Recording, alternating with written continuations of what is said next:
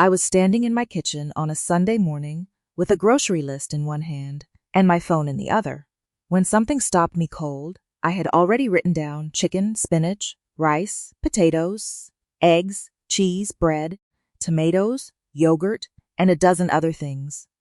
But when I opened the refrigerator, I realized I already had versions of almost everything on that list. Half a bag of spinach was pushed behind a container of leftovers. 2 carrots were starting to bend. In the produce drawer, there were 4 eggs in the carton. A small block of cheddar was wrapped in foil. Half an onion was sitting in a container. And there was enough cooked chicken from 2 nights earlier to make at least another meal. Then I opened the freezer and found even more. A package of ground turkey I had forgotten about, frozen mixed vegetables, several slices of bread, a container of cooked rice, and one lonely portion of soup I had frozen weeks ago. Then I looked in the pantry, and there were beans, pasta, canned tomatoes, oats, tortillas, potatoes, onions, peanut butter, tuna, and enough rice to feed me for several days. And that was the moment I realized I had been grocery shopping completely backwards. I was deciding what I wanted to eat first and checking what I already owned second. And because of that, I kept buying new food. While perfectly good, food was quietly getting older in my kitchen. At 52, that bothered me more than it used to, because grocery money no longer feels like something I can casually waste, especially now, when so many ordinary household costs in America seem to be competing for the same paycheck. Groceries are still more expensive than they were a year ago. Eating out costs more too. Electricity is higher. And even filling the gas tank can make a simple extra trip to the store feel less harmless than it once did. I could not control what supermarkets charged. I could not control inflation, transportation costs, utility rates, or what happened to the price of produce from one month to the next. But I could control whether the food I had already paid for actually became a meal. And that changed the question I asked myself. Instead of asking, "What do I feel like eating this week?" I started asking, "What is already in this kitchen that needs a job?" That one question made my grocery list look completely different, because suddenly the spinach was not an ingredient I needed to buy. It was something I needed to use. The chicken was not a leftover I might get around to eating. It was tomorrow's lunch. The carrots were not something sitting in the drawer. They were part of a soup. The rice in the freezer was already the beginning of a dinner. Even the tortillas became useful once I stopped thinking about them as something I had bought for one specific meal, so I put my original grocery list on the counter and started crossing things out. Chicken, gone. Rice, gone. Potatoes, gone. Cheese, gone. Bread, gone. Vegetables, mostly gone. And with every line I crossed off, I felt a little embarrassed, not because I had done anything unusual, but because I had been doing what millions of us probably do, without thinking, using the grocery store as the first place to solve dinner, instead of using our own kitchen. USDA was still expecting food-at-home prices to rise overall in 2026, and some categories were moving faster than others, which made wasting food feel even more expensive than it used to. So I decided to try something simple for 1 week. No extreme pantry challenge. No promise that I would buy absolutely nothing. No eating strange combinations just to prove a point. I would simply build 7 days of meals around what I already had first, and I would only buy the missing pieces that were truly necessary. I called it my 7-day Use It Up menu, and before I planned a single recipe, I gave myself one rule. The food most likely to go bad had to get my attention first, because I was starting to understand that saving money on groceries was not only about finding lower prices, clipping coupons, comparing stores, or waiting for sales.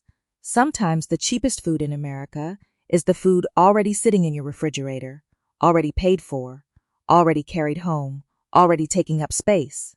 And by the time I finished looking through my kitchen, I had a strange feeling that my next grocery trip was going to be very different.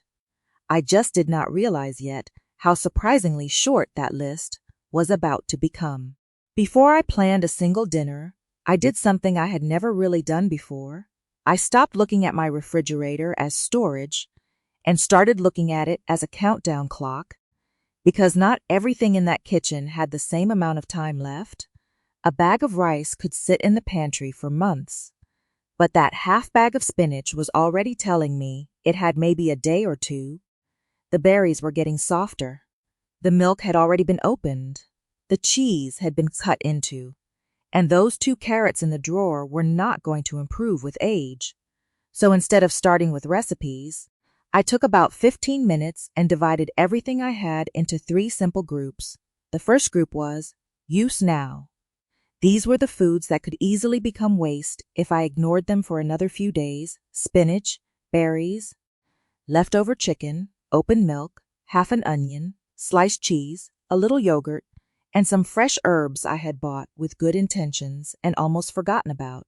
The second group was use this week. These were foods that still had some breathing room, but needed a plan: eggs, carrots, celery, potatoes, tortillas, a few apples, and an unopened container of yogurt. The third group was use anytime. And this was where the pantry and freezer finally became useful instead of invisible: rice, pasta, beans, canned tomatoes, oats, tuna, frozen vegetables, frozen ground turkey, bread, broth, and a few frozen leftovers. Once I could actually see those 3 groups, planning meals became much easier, because I did not have to invent 7 dinners from scratch. I only had to start with the foods that were closest to becoming waste. And that became my second rule: the most perishable ingredient gets to decide the meal. If spinach needs to be used, I do not ask whether I am in the mood for spinach. I ask what meal can absorb spinach. If the chicken needs to be eaten, tomorrow's lunch starts with chicken. If bananas are getting too ripe, breakfast gets decided for me, and strangely enough, that took away a lot of decision fatigue. I used to think meal planning meant searching for 7 interesting recipes, making 7 separate ingredient lists, and then buying whatever those recipes demanded. But that was exactly how I ended up with half-used containers, extra herbs, sauces I only needed 1 spoonful of, and vegetables that had no second purpose. This new system worked in the opposite direction. The kitchen told me what needed attention, and I built meals around that. It also made me think differently about how much waste really costs, especially when produce prices are under pressure. And fresh vegetables can rise faster than the overall grocery average. Throwing away a handful of spinach or half a pepper may not feel dramatic in the moment, but do that every week for a year, and suddenly you are not just wasting food, you are repeatedly paying today's higher prices for food that never becomes a meal. And at 52, I wanted to stop doing that, but I also did not want this to become some harsh frugality experiment where I forced myself to eat food I hated or kept questionable leftovers just to save a few dollars. Food safety still came first. If something smelled wrong, looked wrong, or had been stored too long, it was gone. The point was not to become reckless. The point was to become intentional. I also started paying attention to another reality of grocery spending in America. The amount you pay at checkout can vary depending on where you live, because grocery taxation is handled differently across states and local jurisdictions, so 2 families buying the same basic foods may not see exactly the same total on the receipt. That reminded me that there is no single perfect grocery budget for everyone. What I could control was not the tax code or the price posted on the shelf, but how much of what I bought actually got used. And once I started thinking that way, I noticed something else. I had been treating certain ingredients as if they belonged to one specific meal. Tortillas meant tacos, spinach meant salad, yogurt meant breakfast, leftover chicken meant reheated chicken. But when I stopped giving food such narrow jobs, the possibilities opened up. Tortillas could become wraps, quesadillas, breakfast burritos, or even a quick flatbread. Spinach could disappear into eggs, soup, pasta, or rice bowls. Yogurt could become breakfast, a sauce, or a topping. And suddenly the kitchen felt much more flexible.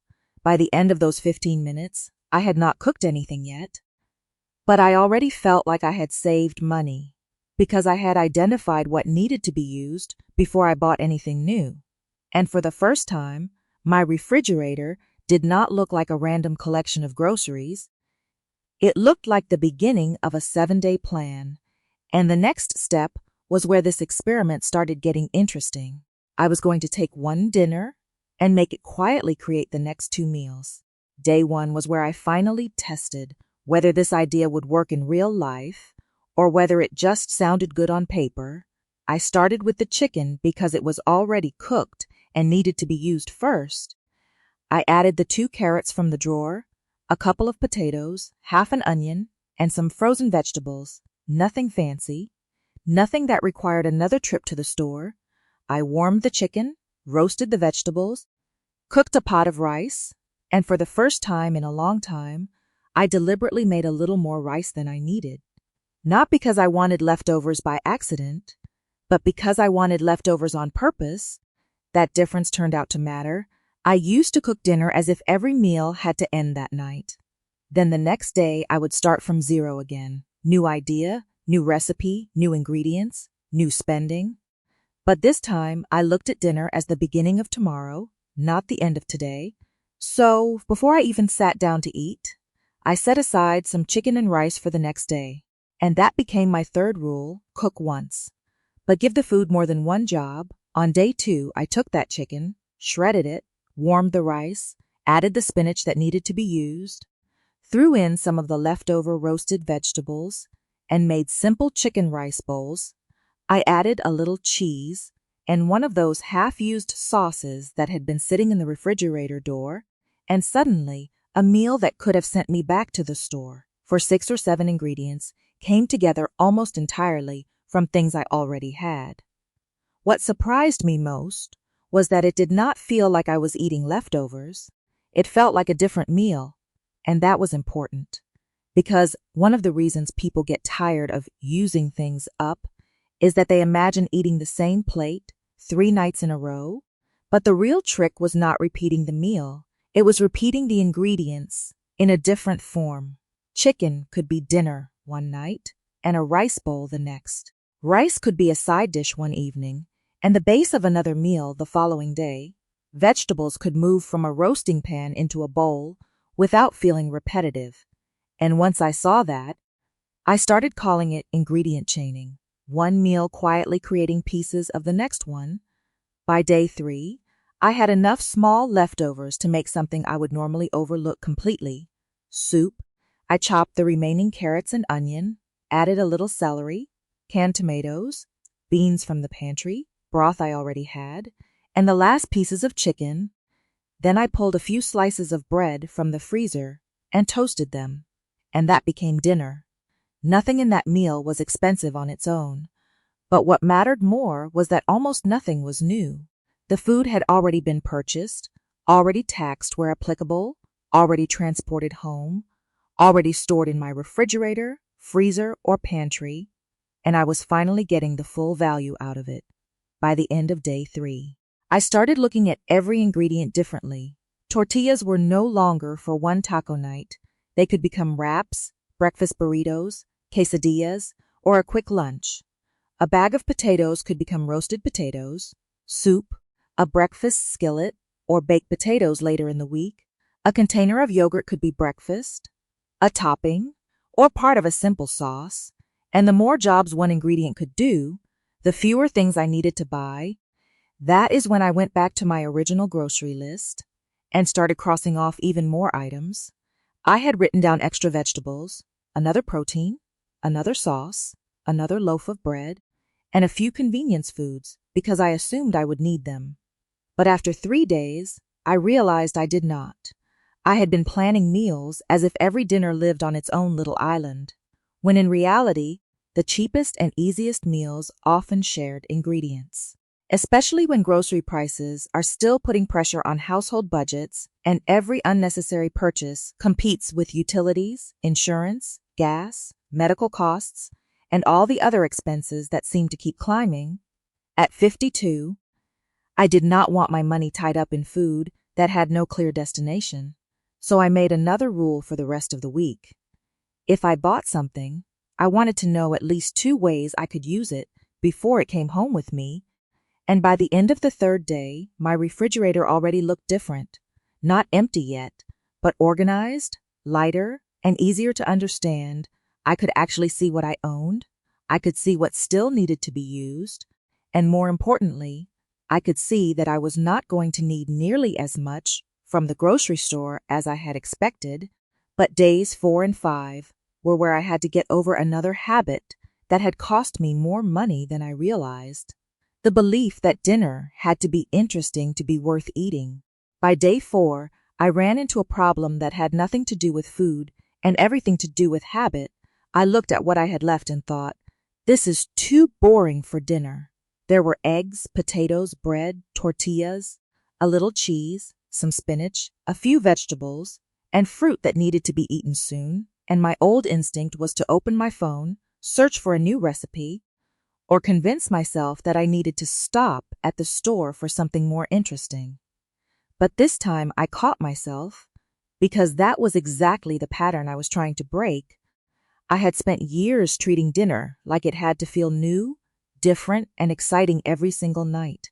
And that kind of thinking is expensive, especially when every new recipe seems to ask for one special sauce, one herb, one cheese, one protein, and 3 ingredients you do not already have. So on day 4, I made breakfast for dinner, eggs, roasted potatoes, toast, spinach, a little cheese, and some fruit on the side. And you know what? It was good, not impressive, not Instagram worthy, not something I would drive across town to order at a restaurant, but it was warm, filling, simple, and almost entirely paid for already. And that meal taught me something I wish I had understood earlier. Boring food can be financially powerful, because boring meals usually use familiar ingredients. Familiar ingredients are easier to use in multiple ways, and ingredients with multiple jobs are much less likely to end up wasted. At 52, that mattered to me more than constantly chasing novelty, especially because as restaurant and take-it-out prices keep putting pressure on household budgets, and one of the easiest ways to spend far more than planned is to look at a perfectly usable kitchen and say, there is nothing to eat, when what you really mean is, there is nothing exciting to eat. Those are not the same thing. And once I learned to separate them, my spending changed. Day 5 was another test, because I had pasta, canned tomatoes, onion, garlic, frozen vegetables, and some ground turkey in the freezer, and in the past I might have added mushrooms, fresh basil, parmesan, garlic bread, salad ingredients, and maybe dessert to the shopping list just to make pasta night feel complete. But this time I kept it simple. I browned the turkey, added onion and garlic, poured in the canned tomatoes, tossed in the frozen vegetables, and let it simmer while the pasta cooked. That was dinner. And it reminded me of another distinction I had never really made before. There is a difference between cheap food and a cheap meal. A grocery item can be on sale and still cost you more. If you need 6 other things to turn it into something you will actually eat, a discounted package of meat is not necessarily a bargain if it sends you back through 5 aisles buying ingredients for a single recipe. But a simple meal built around food you already own can be cheap even if none of the ingredients were bought on sale. Because most of the cost happened days or weeks ago, the money was already spent. The real question was whether I would get the value from it, and that is where the use it up menu started changing how I thought about bargains. I used to focus heavily on the shelf price. Now I started thinking about cost per actual meal. How many meals could this ingredient help me make? How much of it would realistically get used? Would I finish it before it spoiled? Would I need to buy other things just to justify buying it? Those questions were much more useful than asking whether something was 50 cents cheaper this week. And there was another cost I had ignored for years, the cost of the grocery trip itself. Driving to the store is not free, especially when gasoline is expensive. And even if the store is close, every extra trip creates another chance to spend on something that was never on the list, a snack, a drink, a bakery item, a sale you did not know you needed until you saw the sign. and suddenly a quick stop for one ingredient becomes $20 or $30. So I started thinking of every avoided grocery trip as more than saved gas. It was saved temptation, saved time, and saved decision-making.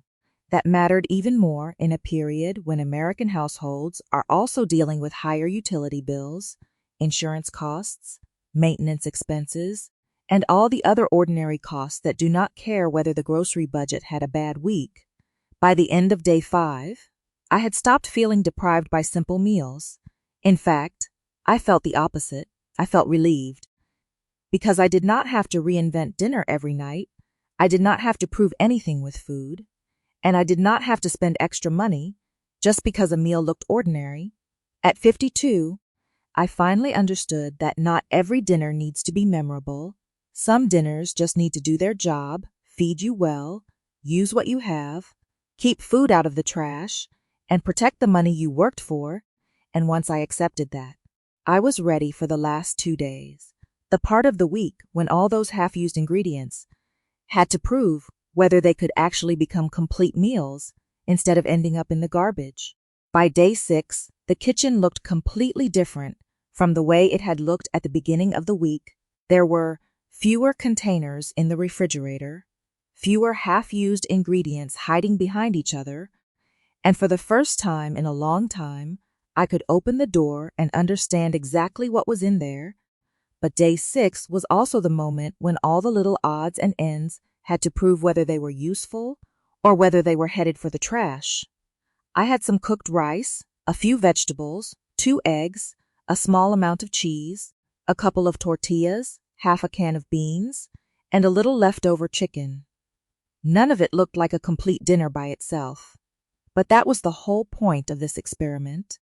I was learning to stop judging ingredients one at a time and start asking what they could become together. So I made what I now call a leftover makeover night. The rice went into a hot skillet with the vegetables and an egg. The chicken was chopped and added in. A little sauce from the refrigerator door gave it flavor. And suddenly, I had a fried rice-style dinner made almost entirely from ingredients that might otherwise have been forgotten. I could just as easily have turned the tortillas, beans, cheese, and vegetables into quesadillas, or used the potatoes, eggs, and vegetables for a skillet meal. And that flexibility became one of the most valuable lessons of the week. Leftovers are not a meal, they are ingredients. Once I stopped seeing them as something that had to be reheated exactly as they were, they became much easier to use. And that is when I created another rule for myself: no orphan ingredients. If I bought something with a short shelf life, I wanted to know where the rest of it would go before I even opened the package. If I bought sour cream for tacos, I needed another plan for it, maybe baked potatoes, a sauce, or a topping for soup. If I bought cilantro, I wanted to know whether it would go into rice, eggs, tacos, or a dressing. If I opened a carton of broth, I needed another meal that could use the rest. Because what I had been doing before was buying ingredients for one recipe and then leaving the leftovers without a second job. And that was where a surprising amount of grocery waste came from. Not from huge amounts of food, but from small amounts of many different foods. Half a bunch of herbs, a third of a container of yogurt, a few slices of cheese, one lonely vegetable, and those small losses added up quietly. By day 7, I wanted to finish the week without another grocery run, so I deliberately built dinner from the freezer and pantry. I pulled out the remaining frozen vegetables, used beans and canned tomatoes from the pantry, added potatoes and spices, and made a simple, thick soup that could just as easily have become chili depending on what I had available. The point was not the exact recipe. The point was that I had reached the 7th day without needing a special ingredient to rescue dinner. And that felt like a much bigger win than I expected. Because in the past, the end of the week was usually when I would say we were out of food. Even though what I really meant was that we were out of obvious meals, the ingredients were still there. I just had not connected them. After dinner, I opened the refrigerator and almost laughed. It looked nearly empty. There were a few condiments, a little milk, a couple of eggs, and some produce. But there were no forgotten containers stacked in the back, no wilted greens waiting to be thrown away, no leftovers I could not remember making, and instead of feeling nervous about an empty refrigerator, I felt satisfied, because this time empty did not mean unprepared. It meant used. It meant the money I had already spent had actually turned into meals, and that was a completely different feeling. I had always assumed that a full refrigerator meant I was doing well, that it meant abundance, security, and good planning. But I was starting to see the other side of that. A refrigerator can be full because you are prepared, or it can be full because you keep buying faster than you are eating, and those two things are not the same. In a time when American households are watching grocery prices, utility bills, transportation costs, insurance, and housing expenses all compete for the same dollars, I did not want food sitting in my refrigerator simply because buying it made me feel prepared. I wanted it to have a purpose. And by the end of day 7, I had something I had not had at the beginning of the week: clarity. I knew what I had used. I knew what I actually needed to replace. And when I sat down to write my next grocery list, I realized the experiment had changed more than my meals, because the list that once seemed long enough to fill half a cart had suddenly become so short that I checked it twice to make sure I had not forgotten something. When I sat down to write the next grocery list, I expected to feel like I had run out of everything. After all, the refrigerator was almost empty. Several pantry staples had been used.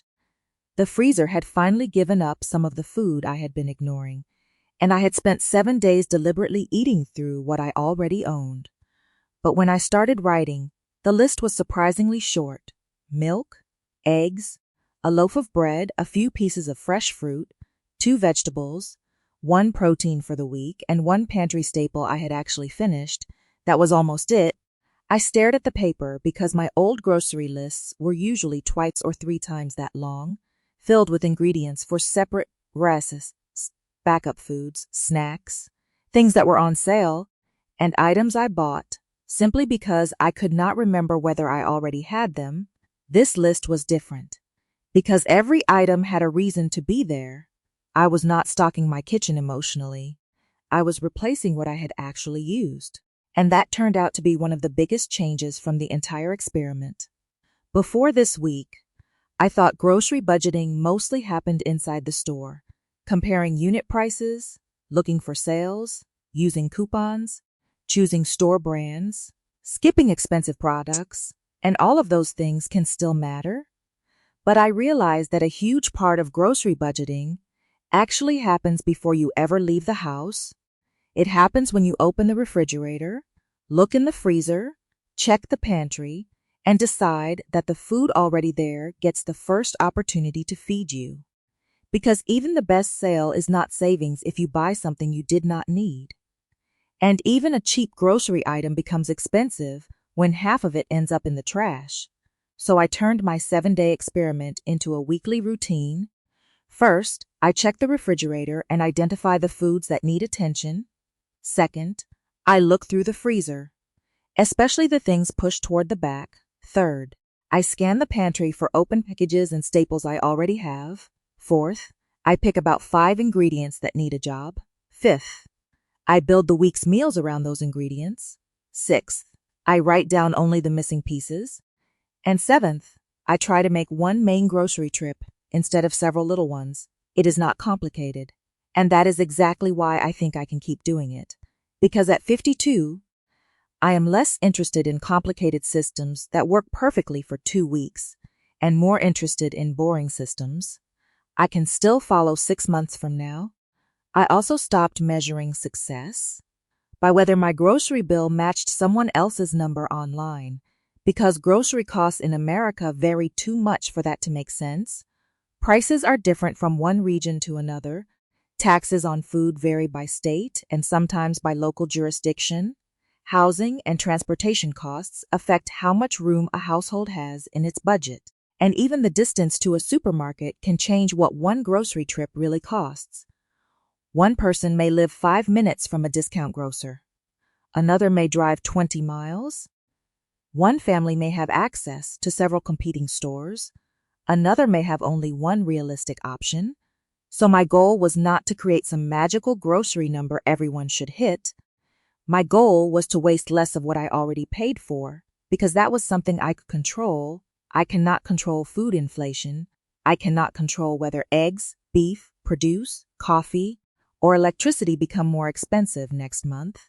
I cannot control federal tax policy, state sales tax rules, fuel prices, or the cost of maintaining the roads and infrastructure that move food from farms and distribution centers to stores across the country. But I can control whether I buy another bag of spinach while one is already dying in my refrigerator. I can control whether leftovers get a second life. I can control whether a sale item has a real purpose before it enters my cart. And I can control whether dinner starts with a shopping app or with my own pantry. That is what surprised me most about this entire week. I thought I was building a 7-day menu, but what I was really building was a different relationship with the food I already owned. Every carrot needed a destination. Every leftover needed another chance. Every ingredient needed more than one possible job, and every grocery purchase had to earn its space in my kitchen. The biggest surprise was not how little I bought at the end of the week. It was realizing how much I had been buying before giving the food I already owned a chance to feed me. And if you want to try this yourself, do not start by making a perfect meal plan. Just open your refrigerator tonight, find the 5 things that need to be used first, and ask one simple question: what meals can I build around these before I spend another $1? You may be surprised by how many dinners are already sitting in your kitchen, and you may be even more surprised by how short your next grocery list becomes. If you are over 50 and trying to make everyday life in America cost a little less without feeling like you are constantly sacrificing, subscribe, because I am going to keep testing the simple, boring money habits that actually work in real life. And before you go, tell me in the comments, if you had to make dinner tonight using only what is already in your refrigerator, freezer, and pantry, what would you make?